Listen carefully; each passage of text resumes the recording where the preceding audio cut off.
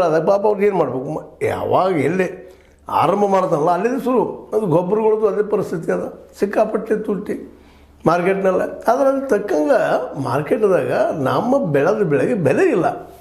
ಏನೋ ಇಲ್ಲರಿ ಇದನ್ನು ಕೊಡ್ತೀವಿ ನಾವು, ಏನೋ ರೈತಗೆ ನಾವು ಗರಿಷ್ಠ ಪ್ರಮಾಣದಲ್ಲಿ ಬೆಂಬಲ ಬೆಲೆ ಕೊಡ್ತೀವಿ, ಅವು ಹೆಚ್ಚು ಮಾಡಿದ್ವಿ, ನಾವು MSP ಹೆಚ್ಚು ಮಾಡಿದ್ವಿ. ಎಲ್ಲರೂ ಎಲ್ಲ ಸರ್ಕಾರಗಳು ಹೇಳ್ತಾರೆ.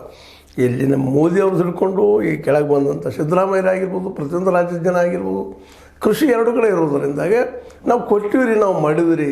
ಮತ್ತು ಅದರಲ್ಲೇ ಇತ್ತೀಚೆಗೆ ಸಾವಯವ ಕೃಷಿ ಕಲಿಸ್ತಾ ಇದ್ವಿ, ಕಡಿಮೆ ಗೊಬ್ಬರದಲ್ಲಿ ಆಗ್ತದಂತ. ಅದೊಂದು ಮುಂದೆ ನೈಸರ್ಗಿಕ ಒಕ್ಕಲ್ತನ ಅಂತೇಳಿ, ತುಕುವಕ ಒಕ್ಕಲ್ತನ ಅಂತೇಳಿ ಅನೇಕ ವಿಧಗಳ ಒಂದು ಪ್ರಯೋಗಗಳು ಮಾಡಿದ್ವು. ಅದು ಆ ಪ್ರಯೋಗಗಳು ಎಷ್ಟು ಮಟ್ಟಿಗೆ ಯಶಸ್ವಿ ಆದ ಏನು ಅನ್ನೋದು ಬೇರೆ ವಿಷಯ. ಆದ್ರೆ ರೈತ ಮಾತ್ರ ಅವನ ಆದಾಯ ಡಬಲ್ ಆಗಲಿಲ್ಲ ಅನ್ನೋದು ಅಷ್ಟು ಮುಖ್ಯ. ಇದಕ್ಕೆ ಕಾರಣ ಏನಪ್ಪ ಅಂದ್ರೆ ಅವ ಈ ಕಂಪ್ನಿಗಳು ಬಂದಿದ್ದರಿಂದಾಗಿ ಕಂಪ್ನಿಗಳ ಮೇಲೆ ಡಿಪೆಂಡ್ ಆದ ಈ ಬೀಜಗಳ ಸಲುವಾಗಿ.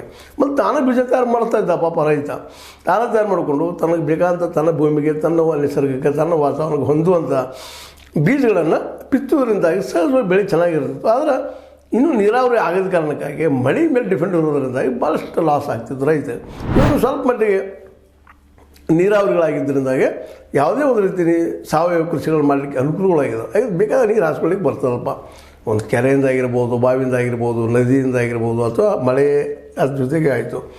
ಇವೆಲ್ಲನೂ ಒಂದು ಸ್ವಲ್ಪ ಅನುಕೂಲ ಆದಾಗ ಅವಾಗ ಪಾಪ ಅವನಿಗೆ ರೇಟ್ ಬರ್ತಾ ಇಲ್ಲ. ಮತ್ತು ಬೆಳೆದ ಬೆಳೆಯನ್ನು ಒಂದಿಷ್ಟು ಇಟ್ಟು ಮಾರಬೇಕಪ್ಪ ಅಂತಂದ್ರೆ ಇಡ್ಲಿಕ್ಕೆ ಜಾಗನೇ ಇಲ್ಲ. ನೋಡ್ರಿ, ಜೋಳ ಬೆಳೀಲಿ, ಗೊಂಜಾಳ ಬೆಳೀಲಿ, ಮತ್ತೂ ಬೆಳೀಲಿ, ಆದ ತಕ್ಷಣ ಮಾರ್ಕೆಟ್ ಹಚ್ಚಬೇಕು. ಅವ್ರು ಬೇರೆ ದಿನ ಇಲ್ಲ. ಯಾಕಂದ್ರೆ ಅವ್ರು ತೆಗೆದಿಡೋದಕ್ಕೆ 10-20 ಚೀಲ, 50 ಚೀಲ, 40 ಚೀಲ ಬಂದು ಅಂದ್ರೆ ಇಡೋದು ಎಲ್ಲೇ, ಸಂರಕ್ಷಣೆ ಮಾಡೋದಿಲ್ಲ. ಮೊದಲನೇದಾಗಿ ಬೀಜದ ಸಮಸ್ಯೆ, ಆಮೇಲೆ ಗೊಬ್ಬರ ಸಮಸ್ಯೆ, ಆಮೇಲೆ ಅದು ಇಡೋ ಸಮಸ್ಯೆ ಅಂದರೆ ಸುಲಭ ಇಲ್ಲ ಅನ್ನೋದಷ್ಟು ಸತ್ಯದ. ಹೀಗಾಗಿ ರೈತ ಪಾಪ ರೋಗಿದ್ದಾನೆ. ಸಾಕಷ್ಟು ಆತ್ಮಹತ್ಯೆಗಳು ಆಗ್ತಾಯಿದ್ದಾವೆ. ಕಬ್ಬು ಬೆಳೆದವ್ರ ಸಹಿತ ಆತ್ಮಹತ್ಯೆ ಮಾಡ್ಕೊಳ್ತಾರೆ. ಅನ್ನೋದು ಇದ್ರ ಅರ್ಥ ಏನು? ಅಲ್ಲಿ